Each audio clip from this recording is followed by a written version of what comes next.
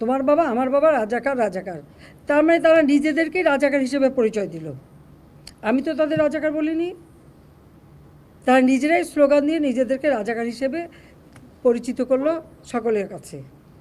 এবং এটারই প্রতিবাদ প্রত্যেক শ্রেণী পেশার মানুষ কিন্তু করেছিল, সকলেই।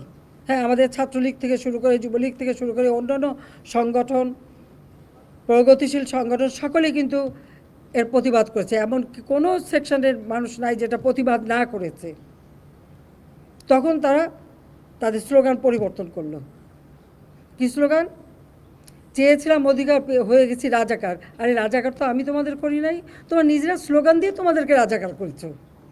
তোমরা স্লোগান দিয়েই তোমাদের পরিচয় দিয়েছো। তোমরা শুধু না, তোমরা রাজাকার, তোমার বাবা রাজাকার, এটা তো তোমরাই করেছো।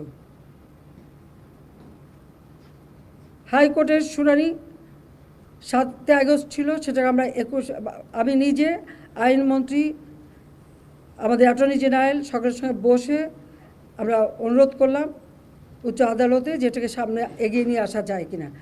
আনা হলো 21শে জুলাই।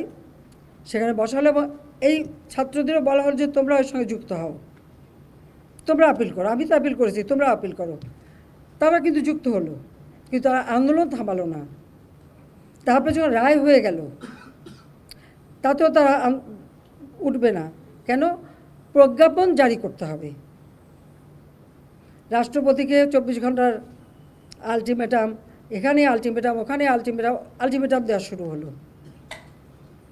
এটা কোন ধরনের কথা? একটা মানলে আরেকটা, আরেকটা মানলে আরেকটা। 1 দফা কোটা সংস্কার, তার থেকে চলে গেল 3 দফা, তারপরে 6 দফা, তারপরে 8 দফা, তারপরে আবার 4 দফা। যখনই যেটা চাচ্ছে দিয়ে দিয়েছে তখন আরও একটা দফা। এই করতে করতে যখন প্রজ্ঞাপন, আইনমন্ত্রী বলেন এটা তো সময় লাগে। তারপর আইনমন্ত্রী কিন্তু বলে দিলেন যে আমি মঙ্গলবারে প্রজ্ঞাপন করে দেবো। ঠিক সেই মতো প্রজ্ঞাপনও করে দেওয়া হলো। প্রজ্ঞাপন যখন পেয়ে গেল, তারা যা চেয়েছিল তার থেকে বেশি, তাদের 90% ছিল, 93%। আর মুক্তিযোদ্ধা ছেলে মেয়ে সন্তান লেখা হলো। তো মুক্তিযোদ্ধা সন্তানদের তো এখন আর ওই বয়স নাই যে 30 বছরের কেউ না যে তারা এখন চাকরি পাবে। তার মানে ওই যে 5% সেটাও তারা পেয়ে গেল, তাতেও তারা তৃপ্ত না। তখন আবার আসলো সেই 8 দফা থেকে 4 দফা আনতে হবে। এটা কি যে বাধ্য হলাম আমরা, যখন চারিদিকে এভাবে আগুন, এই টেলিভিশনে যখন আগুন লাগলো, এখানে হাজার হাজার লোকের টেলিভিশন আক্রমণ করছে।